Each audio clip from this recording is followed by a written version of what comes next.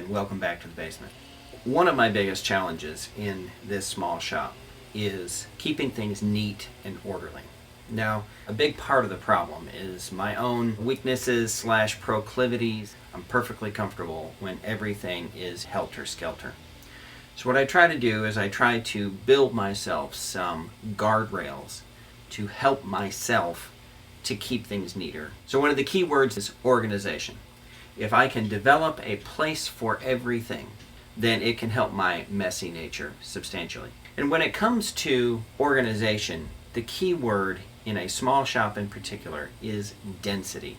Density meaning putting a lot of things in a small space and having it still be accessible and findable. And one of my biggest successes with this has been this storage rack here.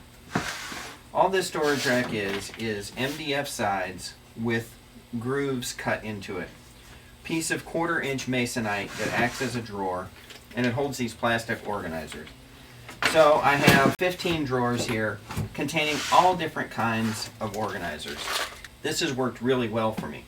The thing that I have right now that's a mess, that is not dense, is this bolt tray.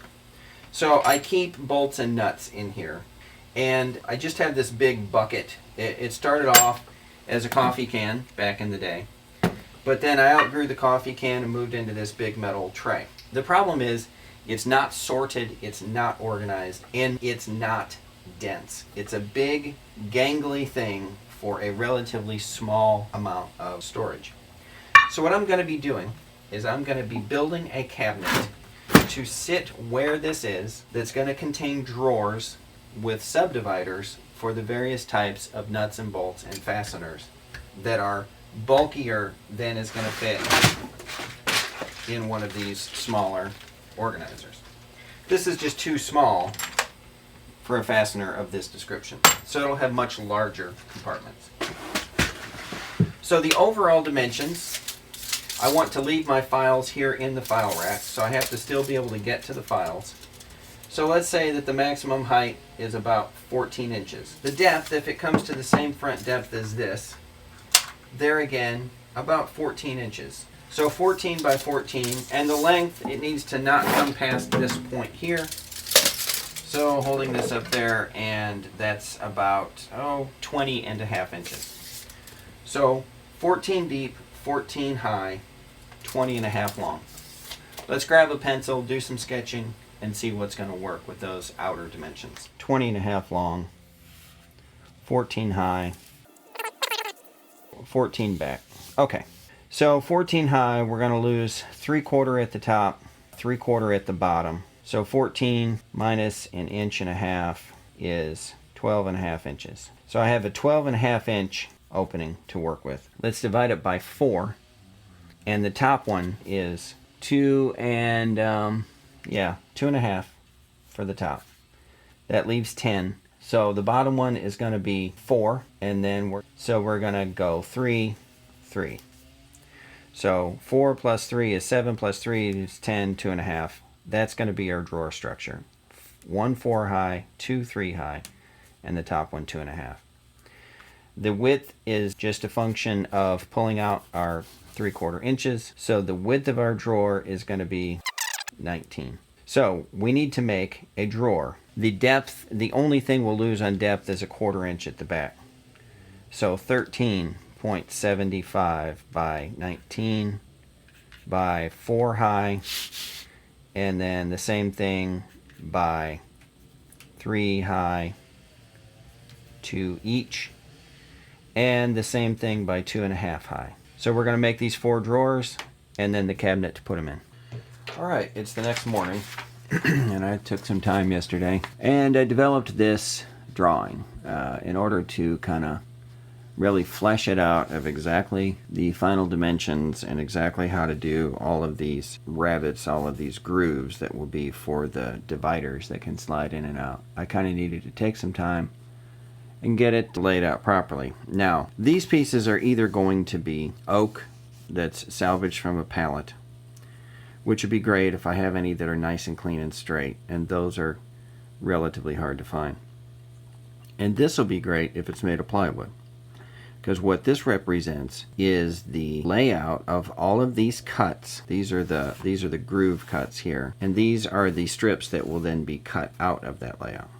So if I start with one solid piece of plywood, it can be 32 inches long by 18.5 is this longer dimension.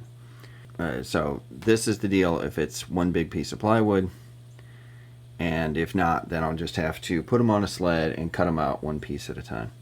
And here's our bill of materials. So what I'll do next is dig around and see what kind of raw materials I have on hand and see what this thing's going to be made out of. Alright, so it turns out that I have these fairly decent, more or less half-inch boards from a pretty clean pallet. I also have some nice clean half-inch MDF. So I have a plan. I will choose 4 pallet boards that are in good, relatively flat, curl-free condition, and those will become the drawer fronts. The rest of the drawers will all be made of MDF. 2 reasons I'm doing that. One, the oak of the pallets obviously looks better in my opinion, but more importantly, it's also much stronger. And the only part of this that really has any repeated torque is the drawer front, because you're going to be grabbing it by the handle.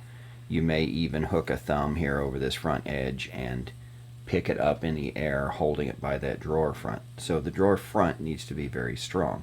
The remainder of the drawer, not so much.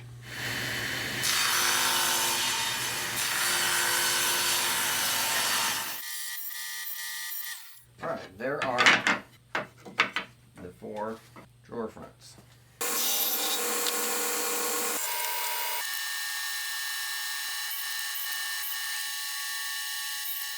So to quickly cut these using this cross-cut sled, I have just cut this edge perfectly square.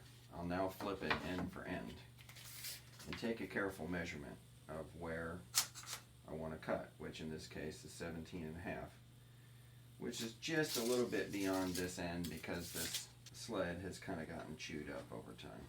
So I will eyeball that protrusion and run a cut. And without moving it, take a measurement. And I've got exactly 17.5. So without moving it, this is now a perfectly flush cut edge. And it's the length that I want. So I will now use this edge as my template. So overhang both ends, cut this off, flip it over, make this end flush, and cut again, and I'll have another perfect duplicated piece. Flip it over, make it flush right here. There is the middle divider and back wall for the middle 2 drawers, divider and back wall for the bottom drawer, and back wall for the top drawer. So a while back I posted on Instructables a modification that I made to this table saw fence to add an incremental adjuster.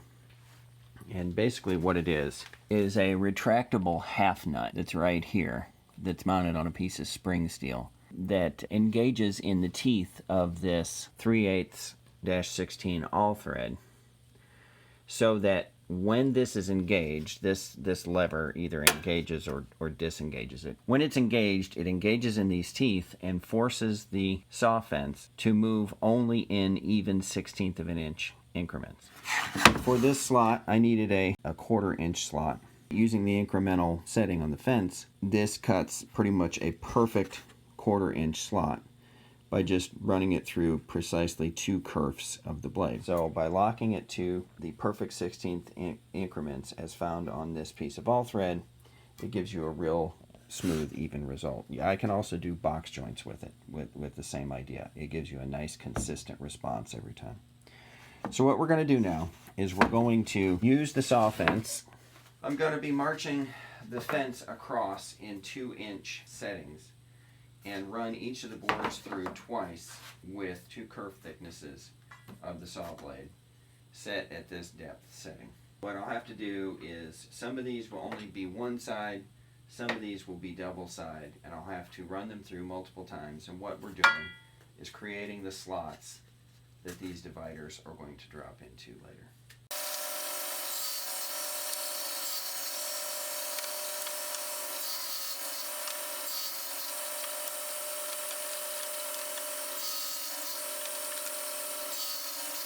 So there's one that will be a center divider has a nice slot on both sides of the bore. I'll march this across 2 inches at a time until I've done the whole thing. Now the slots in the front frames need to be done differently because these center pieces are offset. So we can't use the exact same spacing. So the spacing is a 1/2 inch different. So I'll be running the same cuts that I did before, but a 1/2 inch offset from where it was before. So instead of 3 and then 5 and then 7, it will be 3.5, 5.5, 7.5. Other than that, it's the same depth, it's the same everything else. What we'll do now is assemble these together and take a measurement. The measurement will tell us the actual size of the plywood that we will cut. We're 18.5 at the back, 18.5 at the front, and our depth is 13.25. So we need 4 sheets of plywood, 13.25 deep to cover the drawer. And then we'll add slightly less than 3/8 of an inch. We'll do 5/16 of an inch on both sides. Add 5/16 together, you get 10/16, which is 5/8. 18.5 plus 5/8, which is 19.125. So 19.125 by 13.25. For plywood, I'll be using this piece of a shipping crate that I hauled home. It's not a top quality wood, but it is a regular multi-layered ply, 3/8 in thickness. So that'll work. We just have to cut these extra pieces off. This is nailed on with nails that have been clinched. So when you pull them out, they tend to kind of tear up the plywood pretty good. They're actually clung surprisingly well.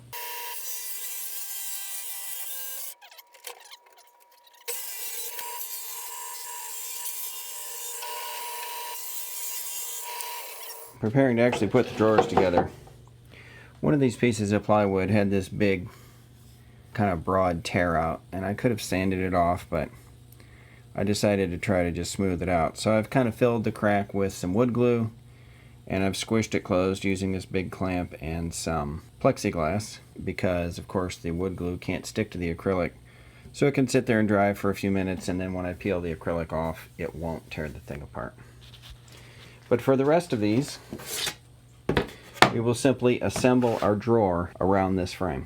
We'll screw from the bottom up into our sides with glue in place. And then we'll do one little trick at the front to increase the strength at the front. So if I take for an example one of the drawers that I built before, we're building a drawer using the same basic concept. There's not much stress on any of these joints. They're all glued down to the base. They're fairly stable. But there is a lot of stress right here because you pick the thing up by the front piece. So you're applying torque at this top edge, trying to rip this top edge away from the rest of the structure. This one's perfectly strong, and this is actually staple shot in here, and that's fine for this. But for what we're about to do, it's going to be under a lot more stress. It's going to be deeper, and it's going to be full of steel. So there's going to be a lot more stress right here. This joint is going to want to pull away from here. And MDF is not great in its ability to hold a screw in this direction. It delaminates pretty easily, and it allows the screw to rip out. So what we're going to do is put this MDF under a great deal of compression.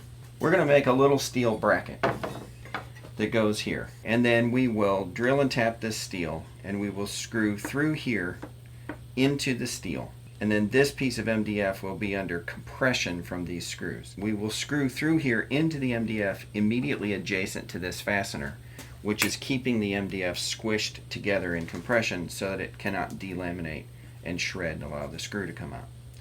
And then while we're at it, we might as well shoot a screw through into the steel bracket itself. So this will be double attached here and here, there and there.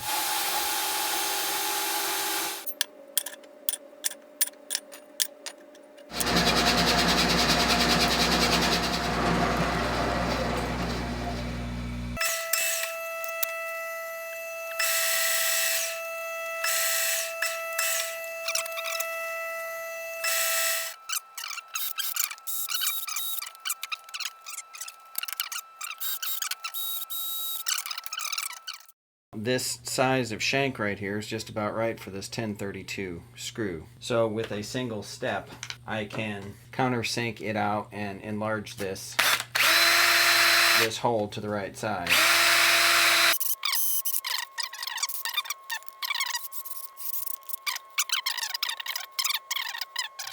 Carefully line it up. I'm pushing down on the plywood base so that they're aligned in that plane, and then clamp it. And then all I have to do is get the screw started, because again, I'm going to be drilling all the way through from this direction. Now these can be picked up and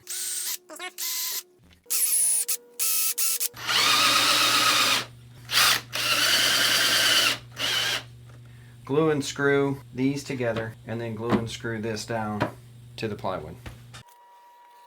I just finished screwing these together back there, so it's now connected on 4 sides, and I have just pre-drilled and countersunk this front one, which will kind of act as an alignment guide for the front. And I'm just feeling here with my fingers to see when it's even. I love these flip drivers for this very reason. I leave a flip driver installed in this drill all the time. And for assembling things out of random wood pieces, it's amazing. But it's always nice to have an 1/8 inch drill bit and a Phillips head screwdriver in your drill. I want this divider to be centered. So I cut these 2 blocks here, this one and that one, and use those as spacers and use that to mount these in, and that's how I get this centered to attach in the middle. There's the first completed drawer.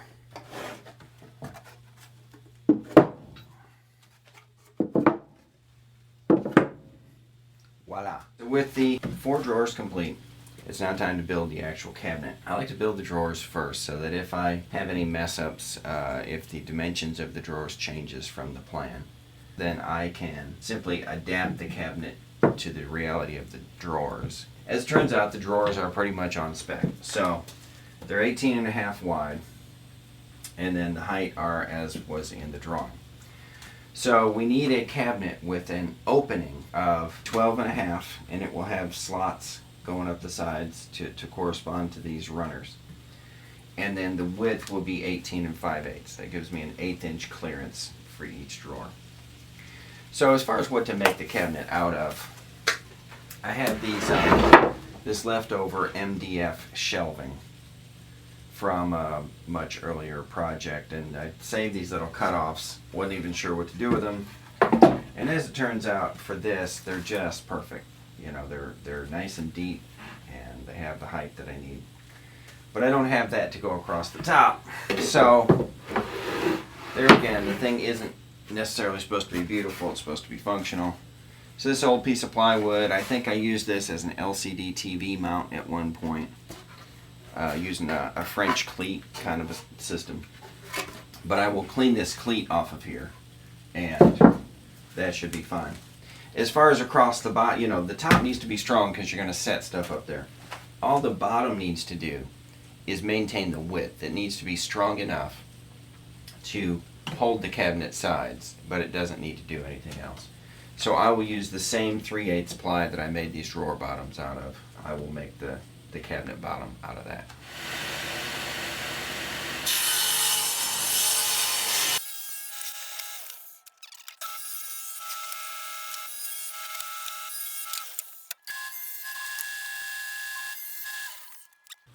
One of the most common mistakes I've made in the past is losing track on a board like this of what's what.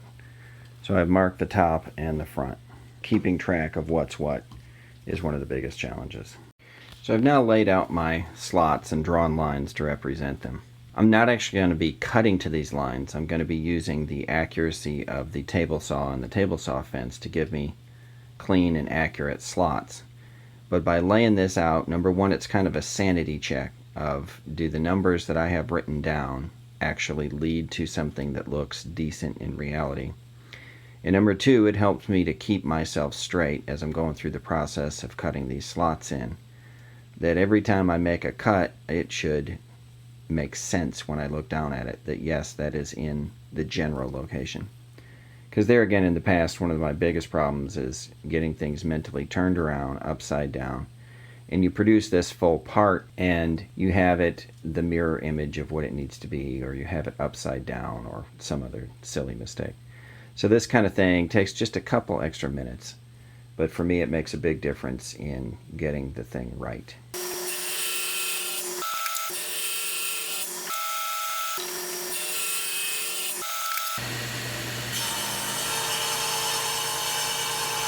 Check the slot width with an actual piece of plywood.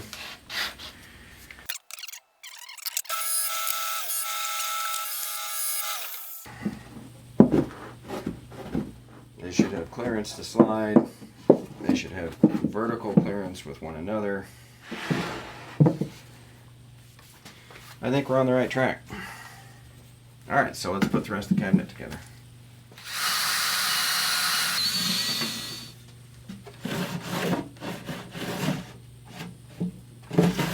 Alright, so the final thing we need to do is put a backing on. And the main purpose of a backing, obviously it keeps the drawers from coming out the back, but the main purpose is that it keeps the cabinet from skewing.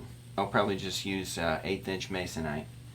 Cut a piece of backing that's nice and square, and then I will cant the box as necessary. If it's not already perfectly square, then I will bring it back to square to match the piece that I cut. And it will keep tension corner to corner and will keep the box from ever turning into a parallelogram.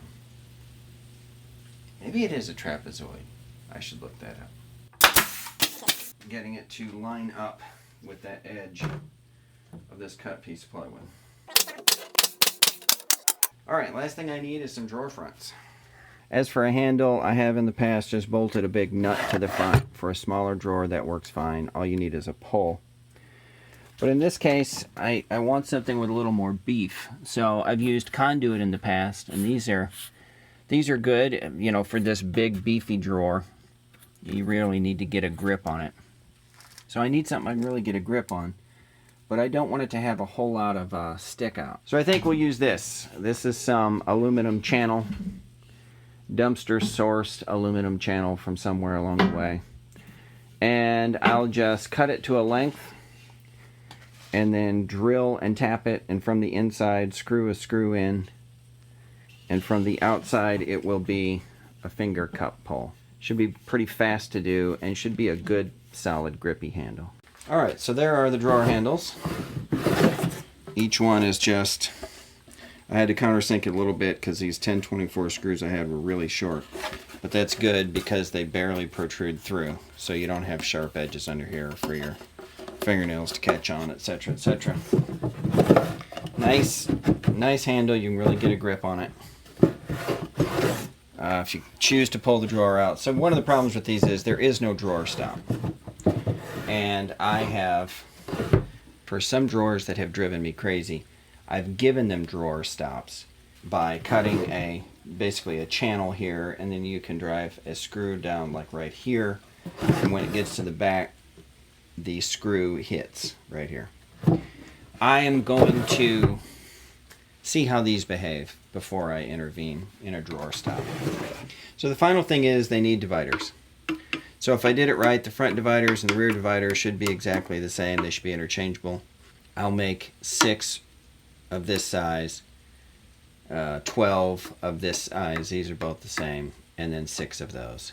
And then as I'm, putting the fasteners in here, I can choose whatever size pockets I want, and hopefully get these products nice and organized. And here it is, all finished out. The dividers are all installed, and everything works as you would expect it to work. I did decide to actually install the full complement of dividers. So my initial plans are 1/2, 3/8, 5/16, 1/4 inch. And I will slide metric stuff in somewhere. Maybe metric stuff will go in the top here. There again, it should make the storage of my nuts and bolts much more dense. All my nuts and bolts should fit in this spot within this case. I won't have to go hunting all over the place for them. They should all be right in here. And that's a win-win. Thanks for watching.